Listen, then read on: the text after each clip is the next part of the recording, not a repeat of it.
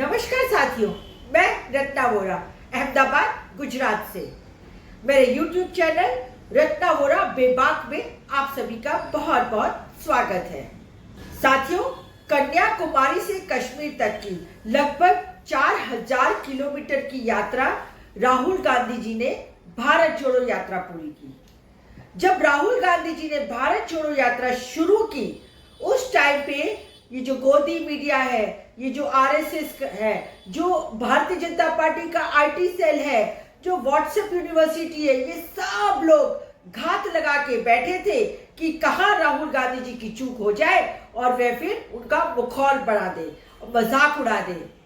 साथियों, जब उन्होंने यात्रा शुरू करी तब कभी उनकी टी शर्ट को लेकर, कभी शूज को लेकर, या फिर कभी उनके खाना पीने को लेकर, यहाँ तक कि उनकी वेजिटेरियन खाने की थाली को नॉन वेज की थाली में टेम्पर करके गोदी मीडिया ने, व्हाट्सएप यूनिवर्सिटी ने और इनके अधभक्तों ने राहुल गांधी को बदनाम करने की कोशिश की।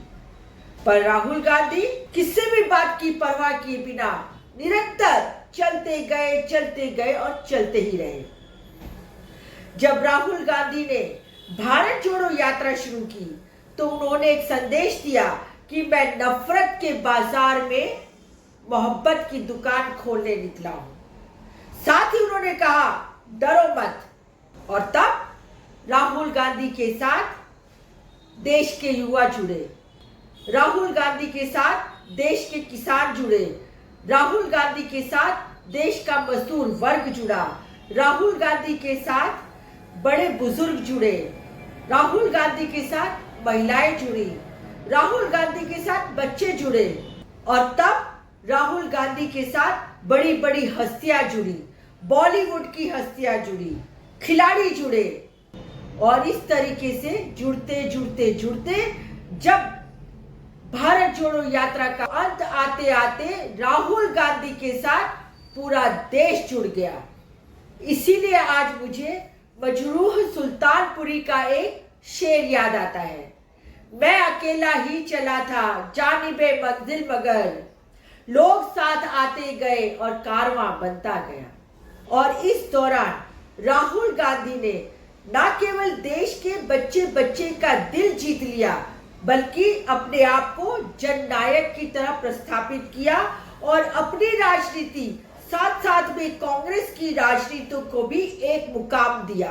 भारत जोड़ो यात्रा में बेंगलुरु में जो उनकी भव्य रैली हुई, मैं समझती हूँ कि आज तक के भारतीय इतिहास में इतनी बड़ी रैली किसी की नहीं हो सकी है।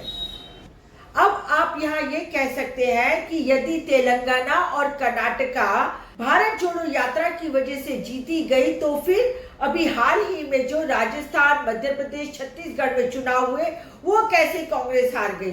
तो इसके बारे में मैं सिर्फ आपको इतना ही कहना चाहती हूँ कि जो लोकल लीडरशिप है उसकी भी अपनी उतनी ही जवाबदारियां होती हैं। साथियों, 3 राज्यों में हार के बाद भी राहुल गांधी रुके नहीं, उनके उत्साह में कोई कमी नहीं आई। वह एक जाबाज योद्धा की तरह फिर खड़े हो गए और फिर निकल पड़े। तभी तो कहते हैं, जिंदगी हर कदम एक नई जंग है। जिंदगी की यही रीत है, हार के बाद ही जीत है। और अब कांग्रेस में फिर जान फूंकने के लिए दूसरी भारत न्याय यात्रा करने का फैसला राहुल गांधी जी ने कर लिया है। ये भारत न्याय यात्रा 14 राज्यों में से गुजरती हुई, 85 जिलों में गुजरती हुई पूर्व से पश्चिम की ओर जाएगी, अर्थात मणिपुर से मुंबई में इसकी पूर्णाहुति होगी। 14 जनवरी मणिपुर से ये यात्रा शुरू होगी और 20 मार्च लगभग 64-65 दिन की यात्रा पूरी करते हुए मुंबई में खत्म होगी। भारत न्याय यात्रा, इसमें मणिपुर में जिस तरीके से अन्याय हुआ है, उन मणिपुर के जख्मी घायल दिलों पे मरहम लगाते हुए राहुल गांधी जी आगे बढ़ेंगे। भारत न्याय यात्रा में राहुल गांधी जी जो किसानों के साथ अन्याय हुआ है उसकी बात करते हुए आगे चलेंगे। भारत न्याय यात्रा में जो बेरोजगारों के साथ अन्याय होता आ रहा है उसकी बात करते हुए आगे चलेंगे। भारत न्याय यात्रा में अग्निवीर के नाम से युवाओं के साथ जो धोखा हो रहा है उसकी बात करते हुए आगे चलेंगे।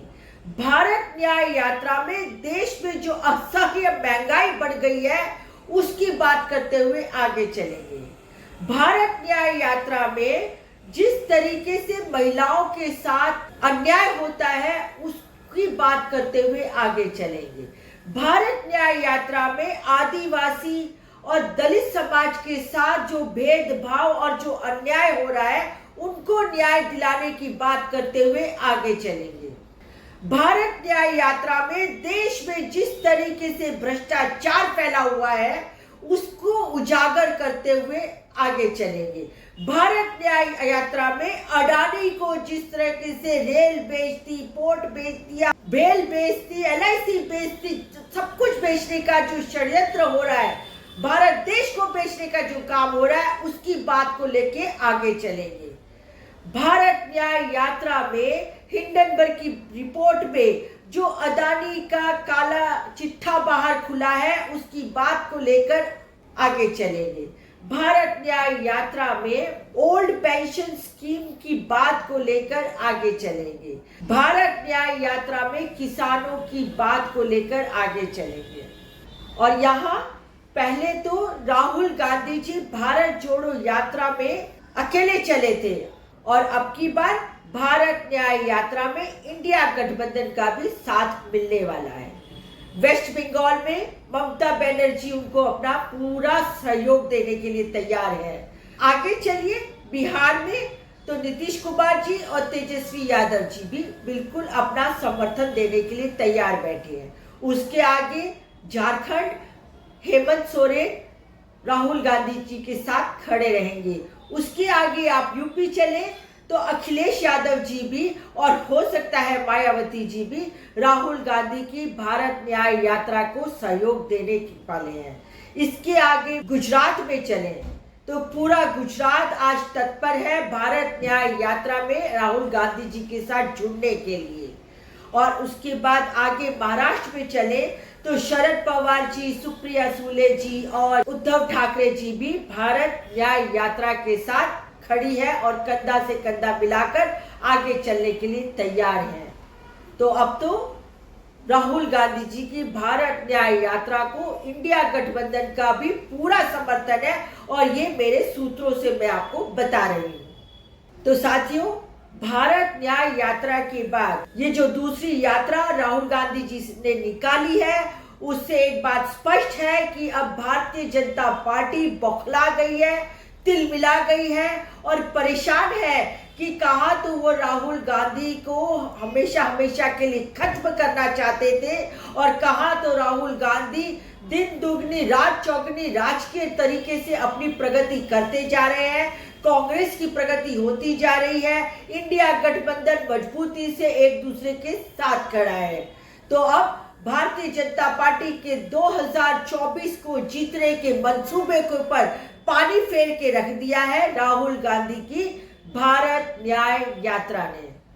तो साथियों, आज के मेरे वीडियो में बस इतना ही। मैं फिर मिलूंगी एक नए वीडियो के साथ, एक नए विचार के साथ और अब हम नए साल में मिलेंगे अर्थात 2024 में मिलेंगे। तब तक के लिए मैं सिर्फ इतना ही कहना चाहती हूँ कि मेरा YouTube चैनल रत्ना वोरा बेबाक को सब्सक्राइब कीजिए, ज़्यादा से ज़्यादा लाइक दीजिए और ज़्यादा से ज़्यादा शेयर कीजिए। साथ ही आप मुझे इंस्टाग्राम, फेसबुक और ट्विटर पर भी मिल सकते हैं। नमस्कार। सबको नए साल की मेरी तरफ से बहुत बहुत शुभकामनाएं।